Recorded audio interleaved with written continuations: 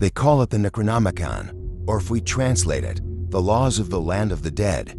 They say it's filled with ancient knowledge, spells, and secrets that can drive the reader insane. But is that really the truth? For nearly 100 years, this mysterious book has somehow stayed in the spotlight. But what if it never actually existed at all? If it's all made up, just a creation by the famous fantasy horror writer H.P. Lovecraft? Then let's uncover the real story, and more importantly, the secrets of the mysterious books that inspired it. One such figure was Abd al-Hazard, a poet and writer who lived in Yemen in the 8th century AD.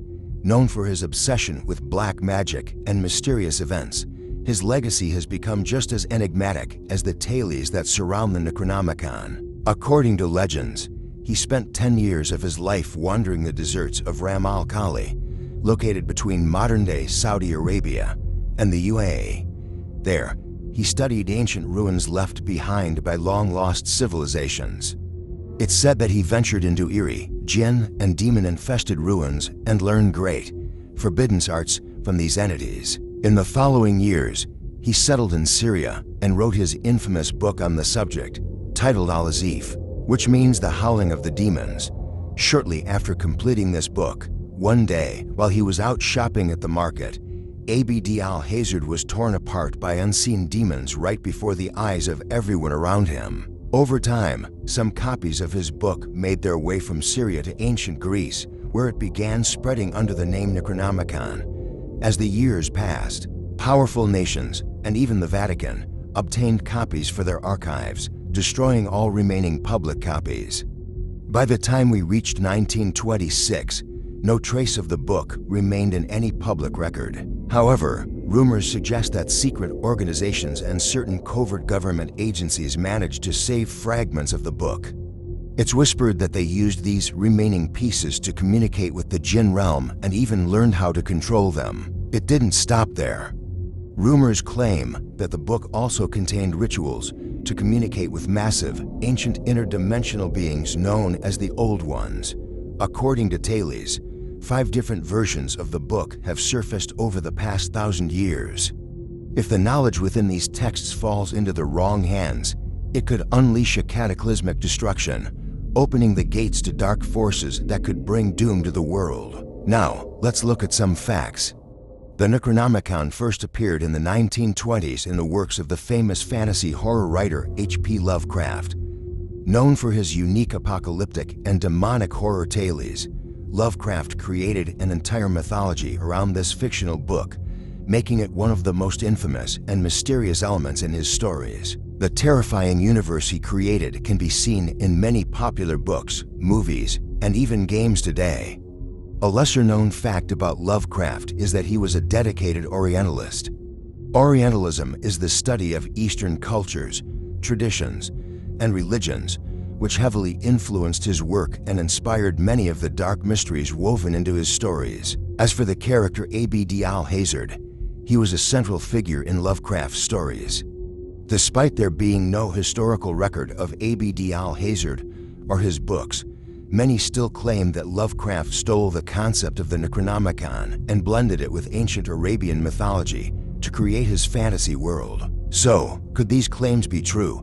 Did Lovecraft, a writer deeply fascinated by ancient Eastern cultures and myths, really get his hands on old manuscripts and use them as the foundation for his own horror universe? Now, we're starting to face the truth. In the 1200s, the Arab historian al-Mutahhar ibn al-Haytham wrote a book titled The Wonders of Ancient Egypt. This book provided detailed explanations of the gods, magic, and monsters of ancient Egypt. Sadly, all original copies vanished during the Renaissance, a period where religion, art, and literature intertwined.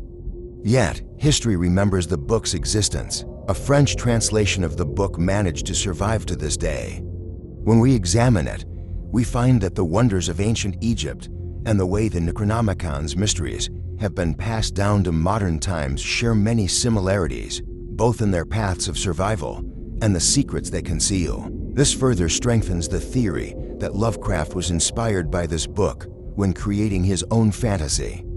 However, as we delve deeper into historical truths, we encounter an even darker text, one that influenced the wonders of ancient Egypt. It's said that the spells mentioned in it were taken from a much older book called Akron, known as the History of Time. Similarly, there's a book called the History of Time in the Almasu religion, but don't confuse the two.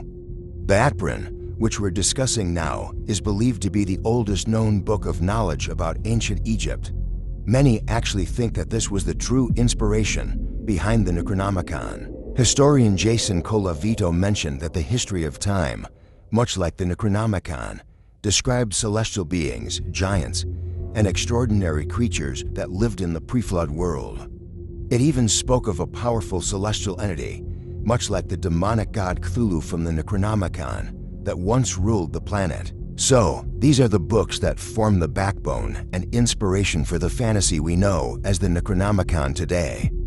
If you truly wish to conduct a scientific or scholarly investigation, it's more enlightening to explore the Akron, the History of Time, and the wonders of ancient Egypt encyclopedias I mentioned earlier, rather than chasing the myth of the Necronomicon. Are these truly the most mysterious books we've found in the dark pages of history? In fact, there's another book said to be far more dangerous than the fictional Necronomicon, capable of ruining the lives of those unprepared, both physically and spiritually. Written in the 1300s by the Sufi mathematician Ahmad al-Biruni, it's called Shams al-Marif, or the Son of Ancient Wisdom, a book that holds knowledge passed down from enlightened beings. From the moment it was released, Islamic states of the time strictly banned the Shams al-Marif, and anyone caught practicing its teachings was executed. The reason was that the book detailed ancient and forbidden methods on how to communicate with beings from other dimensions and how to access their powers. Despite the ongoing ban on magic in Islamic countries, Lebanese collectors have published Shams al-Marif online, making it possible to find copies with a bit of searching on the internet. However, reading such books and attempting the practices within can be harmful to one's mental health. It's best to stay away from these kinds of texts for your own well-being. In Islamic belief, it's said that God separated the human world from other realms with an invisible veil, and under normal circumstances, this veil should never be crossed.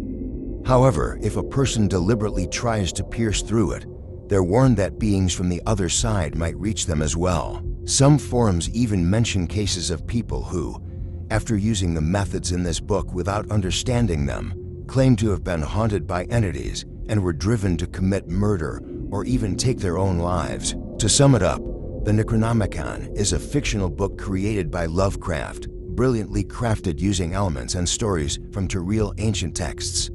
If you enjoy Lovecraftian horror like I do, you can read his works without worry. They've never driven anyone mad, but as a successful writer, some of his tales can be quite unsettling. If you're aiming to uncover the real truth, I recommend exploring texts written in the style I've shared. This way, you'll gain deeper insights into ancient Eastern paganism and culture. Stay tuned and keep following for more.